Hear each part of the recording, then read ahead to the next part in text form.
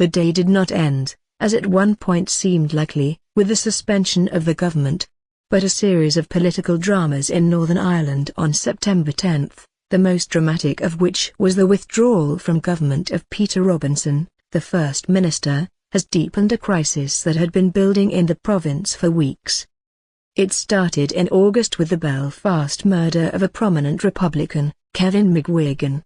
Police have suggested his killing involved members of the IRA. It escalated sharply on September 9, when detectives arrested 3 senior Republicans as part of the murder inquiry, including Sinn Féin's chairman in Northern Ireland, Bobby Storey. All 3 were later released unconditionally. Mr. Robinson, leader of the Democratic Unionist Party, DUP, said that following the arrests he and his party could not stay in the coalition government, of which Sinn Féin is part. All but one of his ministers followed him. Earlier in the day Mr. Robinson had threatened to pull out of government completely if London did not suspend Northern Ireland's Assembly, the power-sharing legislature that was established after a peace agreement in 1998 that ended 3 decades of sectarian conflict.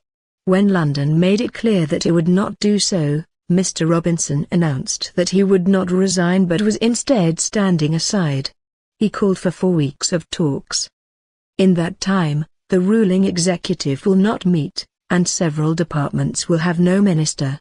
The administration had, in any case, largely ceased to function thanks to disagreements between the coalition partners on major issues including IRA violence.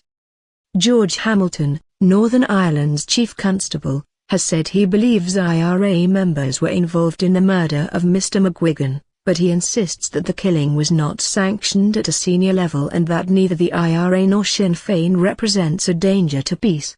Unionist politicians, however, have leapt upon his assessment that the IRA still exists, even in a much reduced form, years after it announced it had decommissioned its terrorist armory. Sinn Féin, for its part, insists that the IRA is no more. Such issues have led to weeks of angry exchanges between the DUP and Sinn Féin, the 2 largest parties in the Assembly, which have been at loggerheads over economic issues for more than a year. Both the British and Irish governments are anxious to ensure the survival of the long-fought-for-peace process, which has brought many improvements to Northern Ireland, including a reduction in terrorist murders. Elections to the Assembly are due next May, but they could be held sooner.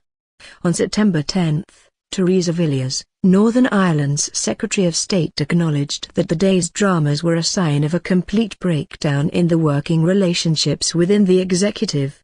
She added that